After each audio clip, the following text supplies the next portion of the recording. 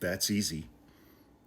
White people in this country, and specifically white men, for 400 years have been living in a country that was built to benefit them, first and foremost. The privilege that goes along with that, the privileges that go along with that. And this country hasn't always treated white women in an awesome manner, but they still have whiteness and that connection to white male patriarchy and white supremacy. I mean, it has been normal and shocking at times, but not at all surprising, that the power structures of this country have absolutely brutalized Black and brown and native populations for 400 years. That's been normal for 400 years. It is not normal for something like what happened to Renee Good a week and a half ago. That is not normal. That is not the normal, I don't know what other word to use, accepted pattern or circumstance of the use of government force in this country that results in a person being killed. Just isn't. I mean, the answer to that question is what I was talking about in the video that I posted right before this one.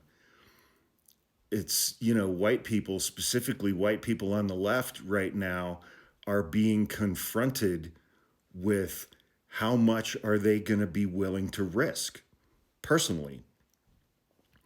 How much of their privilege are they going to be willing to risk? How much of their property, their personal safety, their freedom, how much are they going to be willing to risk? And these are questions that these populations are answering for the very first time in this country. It is a question that middle class and upper middle class white people on the left are being confronted with for the very first time in this country on this scale.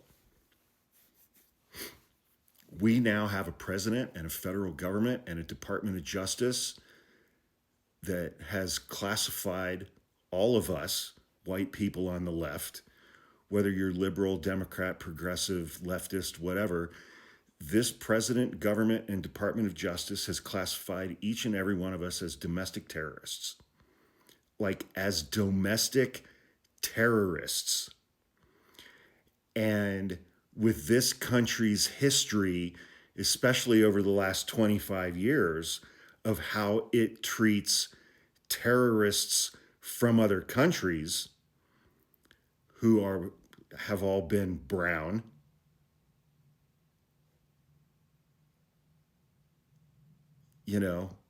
put your ass in Gitmo for 20 years with no charges, no access to counsel. And so it's like the answer to that question is very easy to respond to. We like our privilege. We like our privileges. Our privileges in this country make our lives comfortable. How much of that are we willing to risk? How much of that are we willing to give up?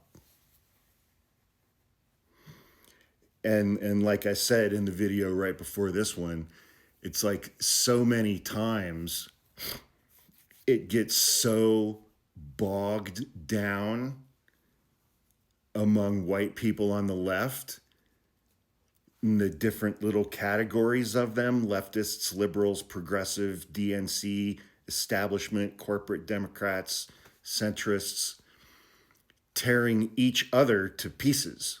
White people on the left tearing each other to pieces, because that serves as an incredibly powerful distraction from getting to the real actual questions.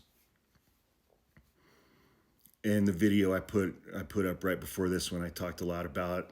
I saw a video from a black woman earlier today talking about community, and that white people don't know how to form community among one another. And there was another video that I saw yesterday from a white woman who was like, "Why y'all white women trying to join the Black Panther Party?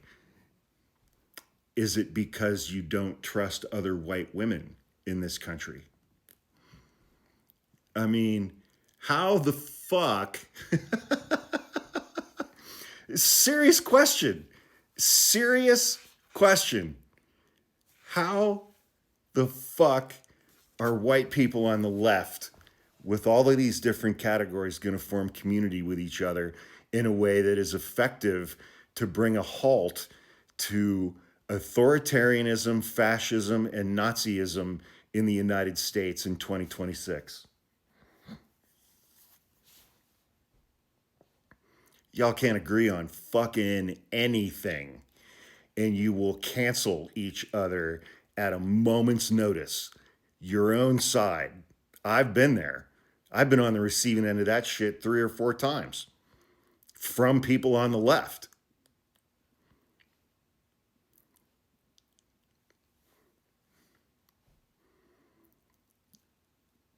Because our privileges in this country make us comfortable. And we don't want to lose that. We don't want to risk that. We don't want to give that up.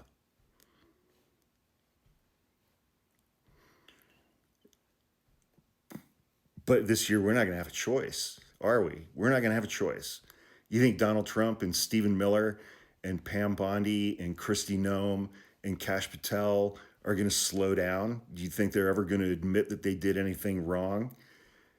They double down and punch back harder every single time. Every single time. I mean, I haven't checked the news in a few hours, but the last I heard, Donald Trump was getting ready to invoke the Insurrection Act in Minnesota and was going to deploy 1,500 active duty paratroopers parachuting into white neighborhoods.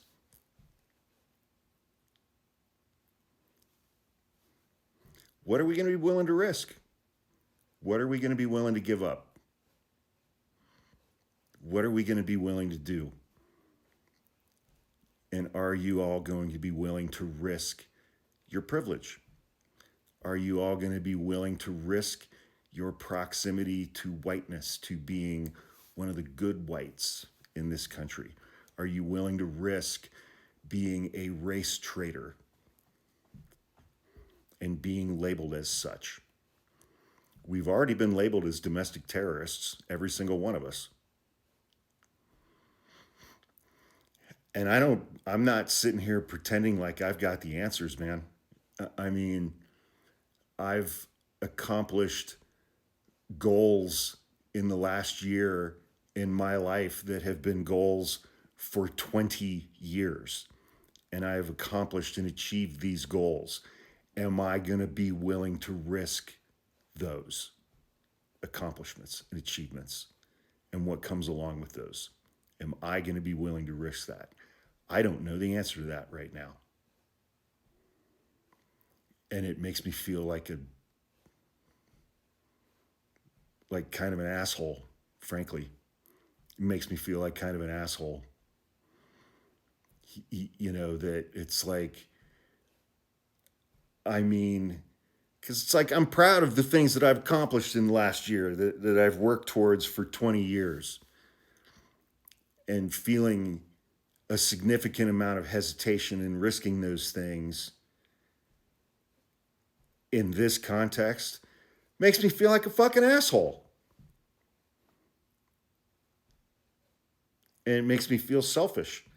And it makes me wonder if I'm just clinging to my own privileges. I don't know. I don't know the answers to this shit.